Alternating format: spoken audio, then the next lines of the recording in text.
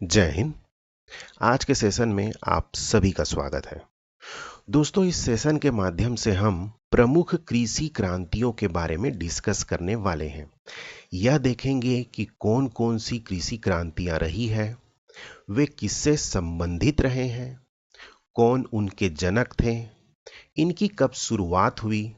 इन सभी कॉन्टेक्स्ट के बारे में हम बहुत डिटेल से पढ़ने वाले हैं।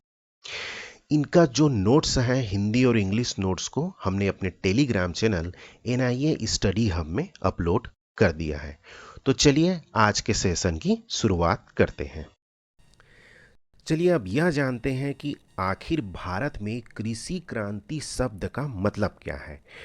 भारत में कृषि क्रांति शब्द कृषि में होने वाले क्रांतिकारी परिवर्तनों का वर्णन करता है, जो नए ज्ञान, नवाचारों या प्रौद्योगिकी के अनुप्रयोग के परिणाम स्वरूप होते हैं। ये उत्पादन प्रक्रियाओं को बदलते हैं और उत्पादन को बढ़ाते हैं।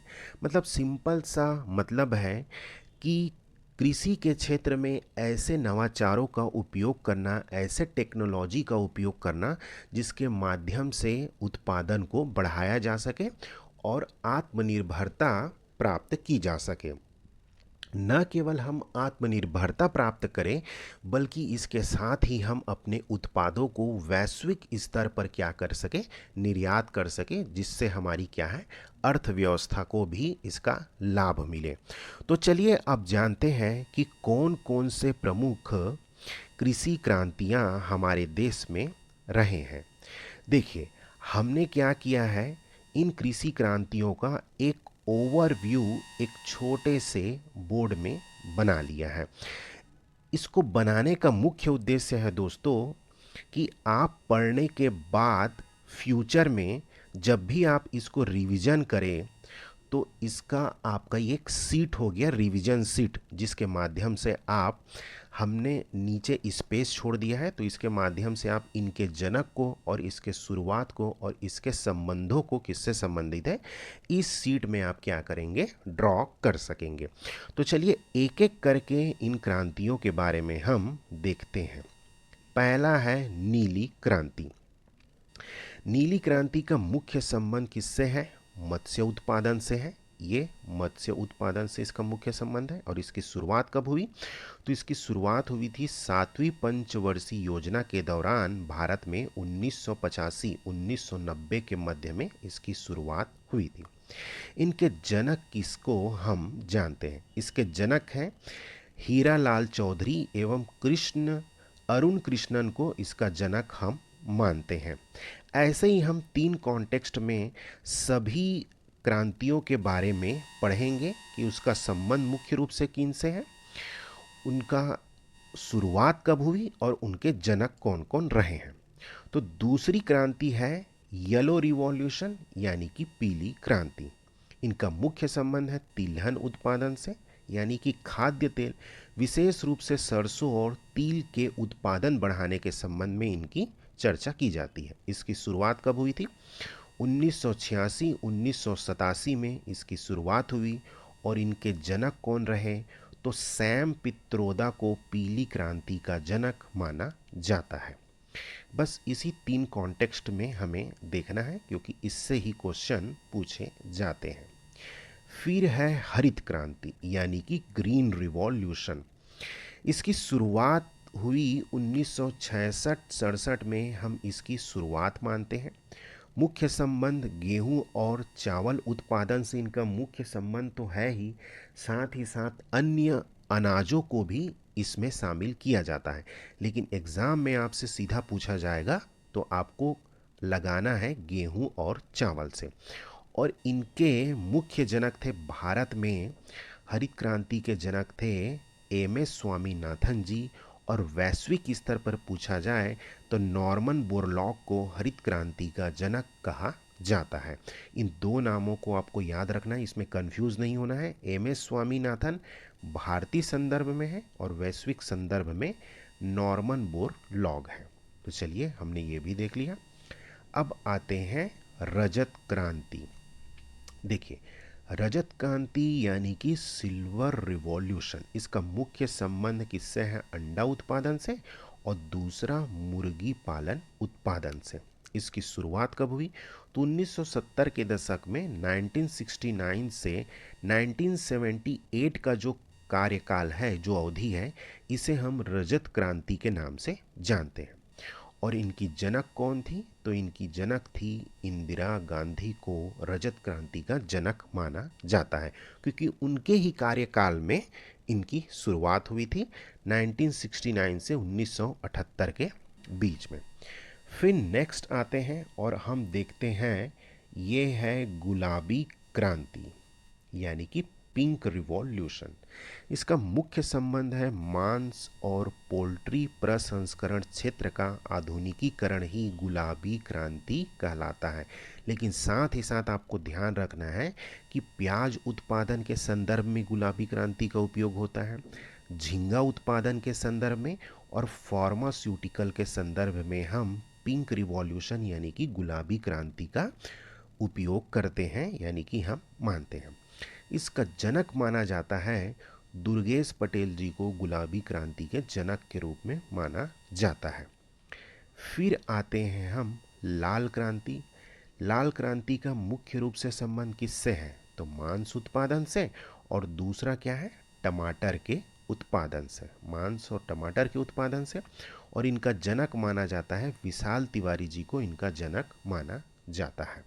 चलिए अब हम आगे बढ़ते हैं और देखते हैं अगली क्रांति, जो है स्वर्ण क्रांति यानी कि गोल्डन रिवॉल्यूशन। ये है स्वर्ण क्रांति।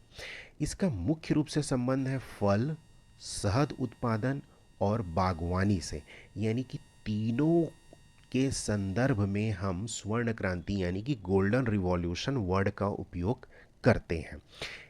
एग्ज़ाम के ऑप्शन में यदि फल दिया रहेगा तो भी आपको लगाना है, शहद दिया रहेगा तो भी, या बागवानी दिया रहेगा तो भी आपको लगाना है।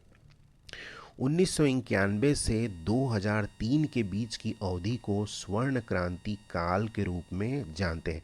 ये अवधि आप ध्यान रखिएगा, एग्ज़ाम में सीधे आपसे पूछा जाएगा कि कौन सी अवधि को भारत में स्वर्ण क्रांति की अवधि के रूप में जानते हैं, तो ये अवधि आपको याद रखनी है। फिर इसके जनक कौन थे?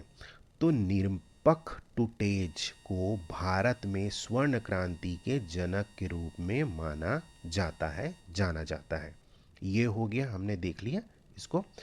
अब हम आगे बढ़ते हैं और दूसरी प्रमुख क्रांति है प्रोटीन क्रांति, प्रोटीन रिवॉल्यूशन। इसका मुख्य संबंध, अब यहाँ पे कंफ्यूज नहीं होना है आपको, प्रोटीन क्रांति का मुख्य संबंध प्रोटीन से नहीं है, जबकि इसका मुख्य संबंध है दूसरी प्रौद्योगिकी चालित हरित क्रांति, जिसका उद्देश्य उत्पादकता को क्या है?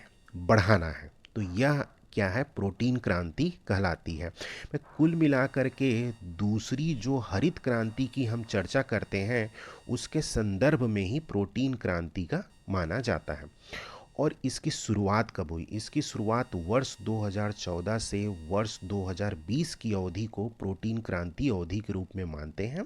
और इनके जनक हैं नरेंद्र मोदी, जो वर्तमान हमारे प्रधानमंत्री हैं, और अरुण जेटली। इन दोनों ने मिलकर ही इसकी शुरुआत की थी।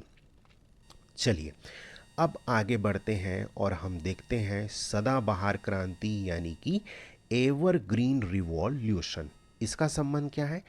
कुल मिलाकर के कृषि के उत्पादन को बढ़ाना ही एवरग्रीन क्रांति यानी कि सदाबहार क्रांति का मुख्य उद्देश्य है। इसका उद्देश्य क्या है? कम संसाधनों का उपयोग करना, कम पानी का उपयोग करना, कम कीटनाशक का उपयोग करना, कम भूमि का उपयोग करके अधिक उत्पादन को प्राप्त करना है। ये कहलाता है एवरग्रीन रिवॉल्यूशन। इनके जनक कौन थे? तो इनके जनक थे एम.एस. स्वामीनाथन साहब, जो क्या है? भारत में हरित क्रांति के भी जनक है ना। तो इन दोनों को आपको याद रखना है। अब काफ़ी छोटे छोटे हैं, इनके बारे में बहुत ज़्यादा डिटेल नहीं मिलता है स्रोतों में, सिर्फ हमें इनका मुख्य संबंध पढ़ना है। जैसे कि रजत रेशा क्रांति यानी कि सिल्वर फाइबर क्रांति यानी कि सिल्वर फाइबर रिवॉल्यूशन, ये इसका मुख्य संबंध है कपास उत्पादन को बढ़ाना, है ना। ये हो गया। फिर आता है ग्रे क्रांति।